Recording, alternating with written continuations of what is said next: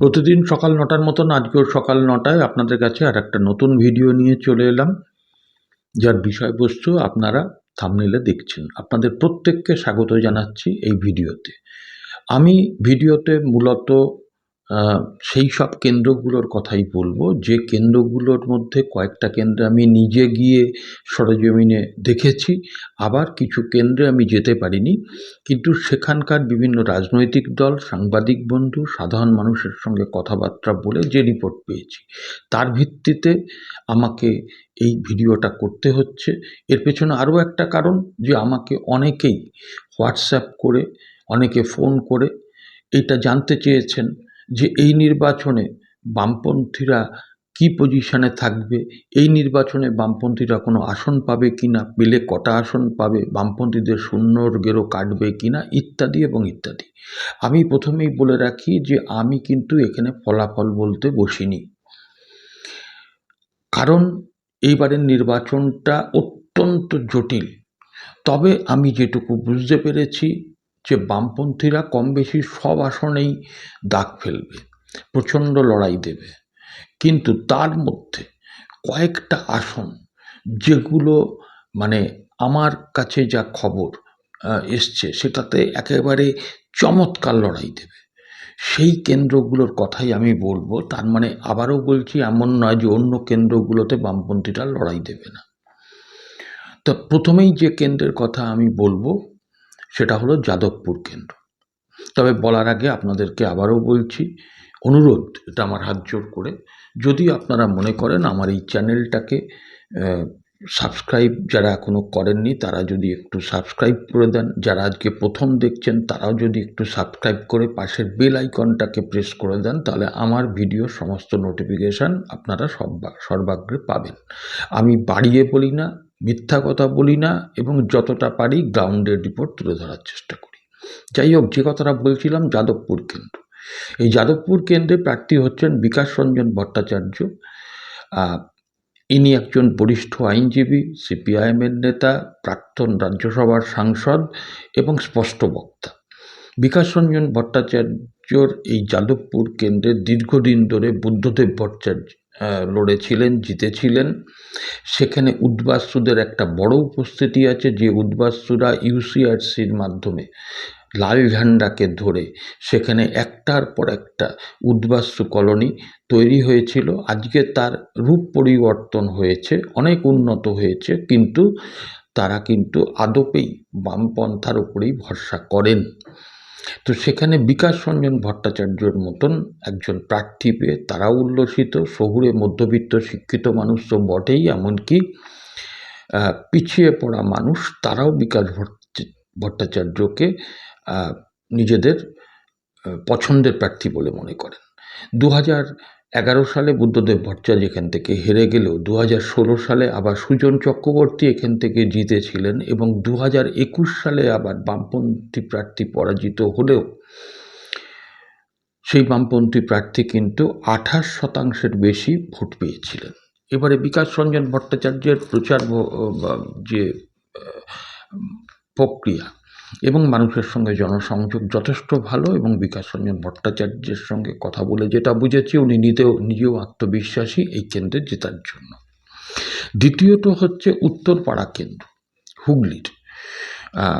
2021 সালে এখানে বামপন্থী যিনি প্রার্থী ছিলেন তিনি 21% ভোট পেয়েছিলেন, এবং এখানে মীনাক্ষী মুখার্জি লড়ছেন, যার নতুন করে পরিচিতি দেওয়ার দরকার নেই, বহু আগে থেকে প্রচারে নেমেছেন, এবং মীনাক্ষীর মধ্যে একটা জনাকর্ষণী শক্তি আছে, লড়াকু নেত্রী, প্রচারে তিনি অনেক এগিয়ে আছেন। এবং সেখানে যিনি তৃণমূলের প্রার্থী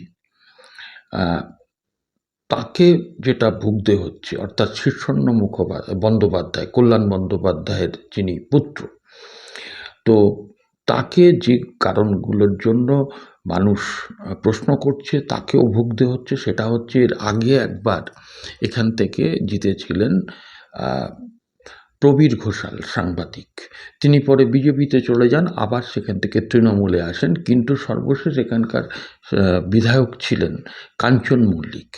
এই কাঞ্চন মল্লিক এলাকায় সময় না দেওয়া, তার ব্যক্তিগত জীবন, এই নিয়ে মানুষের মধ্যে প্রশ্ন আছে। মানুষ সেখানে কোনো পরিষেবা পায়নি এবং কল্যাণ বন্দ্যোপাধ্যায় সাংসদ হলেও তিনি কিন্তু এই অঞ্চলের জন্য কিছু করেননি, তার জন্য মানুষের ক্ষোভ আছে। আর সাম্প্রতিককালে কল্যাণ বন্দ্যোপাধ্যায়ের যে লাগাম ছাড়া অসভ্যতাম, তাতে মানুষ খুব বিরক্ত এবং মীনাক্ষী মুখার্জি কিন্তু এখানে একটা জোরদার লড়াই আছেন। আর হুগলির আর একটা কেন্দ্র, যে কেন্দ্রটার কথা না বললেই নয়, সেটা হচ্ছে, অনেকেই বলেন না, সেটা হচ্ছে পান্ডুয়া কেন্দ্র। এখানে কিন্তু সিপিআইএম যিনি প্রার্থী আমজাদ হোসেন, ইনি 16 সালে এখানকার এমএলএ ছিলেন এবং 2021 সালে এখানে 22% বেশি তিনি ভোট পেয়েছিলেন।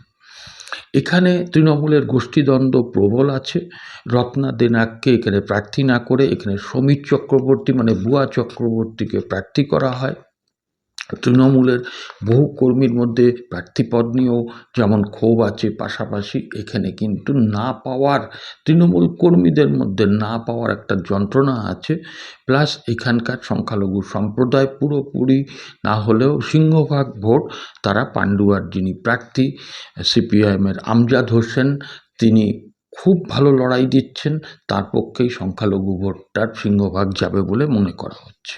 এরপরে আসুন ডোমকল, যেটা নির্বাচন হয়ে গেছে। এই ডোমকল কেন্দ্র মোস্তাফিজুর রহমান, যিনি গত 21 সালে এই কেন্দ্র থেকে বাম প্রার্থী বিধানসভায় ভোট পেয়েছিলেন 35%। ভাবুন, 35%।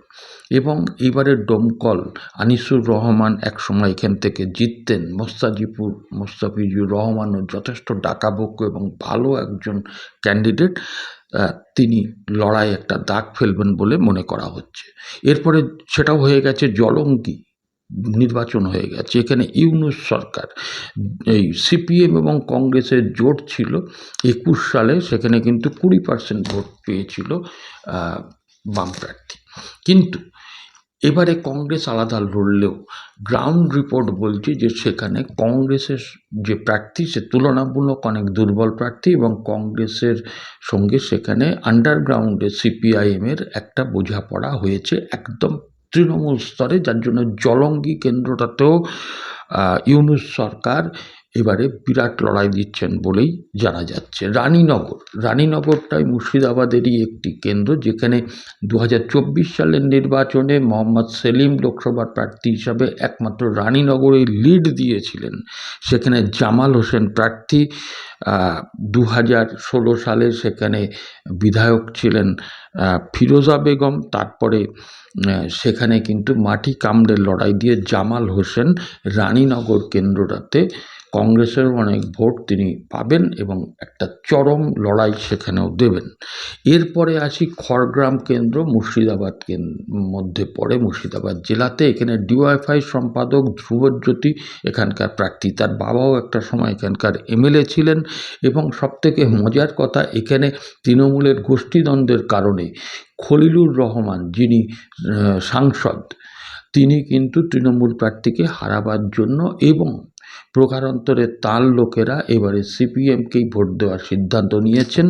আর সবথেকে বড় কথা, সেখানে আশিস মার্জিত যিনি ছিলেন তৃণমূলের প্রার্থী, খবর নিয়ে নেবেন, দায়িত্ব নিয়ে বলছি, তিনি ভোটের দিন হাওয়া খারাপ বুঝে 3টের মধ্যে, ভোট চলেছে 6টা অবধি, তিনি 3টের মধ্যে বাড়িতে চলে গেছেন। এরপরে আসুন যে কেন্দ্রগুলোর কথা বলবো, যেখানে বিরাট লড়াই হচ্ছে, সেটা হচ্ছে করণদিঘি কেন্দ্র, যেখানে হাজী শাহাবুদ্দিন প্রার্থী এবারে প্রার্থী হয়েছেন। সেই বিশাল গাড়ি মিছিল করে নমিনেশন জমা দেওয়া এবং প্রচারে ব্যাপক ঝড় তুলেছিলেন। বাইক মিছিল, কোনো বাইকের তেলের পয়সা দিতে হয়নি, কারুকে কোনো খোরাকি দিতে হয়নি, কিন্তু একেবারে মানে দলে দলে মানুষ এসে ওই হাজী শাহাবুদ্দিনের হয়ে মিছিল করেছেন, মিটিং করেছেন। ক্যাম্পগুলোতেও ভোটের দিন বিরাট সাড়া পাওয়া গেছে, মানুষ তার নিজের ভোটটা দিতে পেরেছে। যদিও এই করণদিঘি কেন্দ্রে 2021 সালে বাম প্রার্থী ভোট পেয়েছিলেন মাত্র 10,000, মানে 5%, কিন্তু মোস্তাফিজুর, এই মাঠ করবেন, হাজী শাহাবুদ্দিন এই লড়াইটাকে এমন মাত্রা দিয়েছেন। বিড়ি শ্রমিকদের সঙ্গে তার একটা আত্মিক যোগাযোগ, ওখানে প্রচুর বিড়ি শ্রমিক, তাদের পরিবার, তিনি নিজে বিড়ি শিল্পের সঙ্গে যুক্ত মালিক, এবং তার আশ্বাসে মানুষ আশ্বস্ত হয়েছেন। তো সেই জায়গা থেকে আজকে যেখানে লড়াইটাকে উনি তুলে দিয়েছেন, সেইটা কিন্তু একটা মারাত্মক জায়গা বলতে হবে। আর সাগরদিঘি কেন্দ্র, বাইরন বিশ্বাস বেইমানি করে যে কেন্দ্রতে আবার দাঁড়িয়েছেন, একবার কংগ্রেসের হয়ে সিপিএমের সমর্থনে জিতে পরে আবার তৃণমূলে চলে গিয়েছিলেন, তিনি নিজেই স্বীকার করছেন তিনি জিতবেন না। ওই কেন্দ্র কিন্তু সিপিএম সমর্থিত এসডিপিআই প্রার্থী মশিউর রহমানের একটা বিরাট লড়াইয়ের দাগ রাখতে পারছে বলে সাগরদিঘির মানুষই বলছেন। এছাড়াও দেখুন আমাদের এই পাশাপাশি যে আসনগুলো আছে, পানিহাটিতে কলতান 12% ভোট ছিল, সেটা প্রচুর বাড়বে। উত্তর দমদমে দীপশিতা ধর, যিনি একজন এসএফআইয়ের প্রাক্তন সর্বভারতীয় নেত্রী, শিক্ষিত ভদ্র মেয়ে, উজ্জ্বল চরিত্র, উজ্জ্বল তার ব্যক্তিত্ব, আজকে সেই বাচ্চা মেয়েটা প্রচুর লড়াই দিচ্ছে। এবং এই বরানগর কেন্দ্র বলতে পারেন সায়নদীপ মিত্র, তিনিও লড়াইতে আছেন। 16% ভোট সেই 21 সালে ওখানে পেয়েছিল। এবারে পুরনো লোকেরা, মানে একেবারে বসে যাওয়া সিপিএমের বা বামপন্থী কর্মীরা আপনার দমদম উত্তর, বরানগর এইসব কেন্দ্রে কিন্তু নেমে পড়েছেন। কামারহাটি কেন্দ্রে মানস মুখার্জি, মাথায় রাখবেন, ব্যাপক লড়াই দিচ্ছেন, মদন মিত্রর ঘুম ছুটিয়ে দিয়েছেন, এবং তার প্রচারেও কিন্তু প্রচুর মানুষ উদ্বুদ্ধ হয়েছেন, এবং মানস মুখার্জি নিজে জোর দিয়ে দাবি করছেন যে তিনি এবারে জিতবেন। আর যে কেন্দ্রটার কথা না বললেই নয়, সেই কেন্দ্রটা খড়দা কেন্দ্র, সেখানে জিতেও ওই শোভনদেব চট্টোপাধ্যায়, তিনি আবার বালিগঞ্জ কেন্দ্রে লড়তে গেছেন, কিন্তু প্রাক্তন এসএফআই নেতা দেবজ্যোতি দাস সেখানে দুর্দান্ত লড়াই দিচ্ছেন। আমি নিজেও সেই কেন্দ্রে গিয়েছিলাম। দেখুন ফলাফল কি হবে সেটা আমি এক্ষুনি বলতে পারছি না, কিন্তু এই সব কেন্দ্রগুলোতে বামপন্থীরা লড়াই দিচ্ছেন, সব কেন্দ্রেই দিচ্ছেন, কিন্তু নজর কাড়া হচ্ছে এই কেন্দ্রগুলো। আপনাদের মতামত আপনারা কমেন্ট বক্সে জানাবেন। আর এই ভিডিওটা ভালো লাগলে একটু লাইক করে শেয়ার করে দেবেন, আর চ্যানেলটাকে একটু সাবস্ক্রাইব করে পাশের বেল আইকনটাকে টিপে দেবেন। এইটুকু আশা রেখে আপনাদের প্রতি শ্রদ্ধা ভালোবাসা জানিয়ে আজকের এপিসোড আমি এখানেই শেষ করলাম। সবাই ভালো থাকবেন।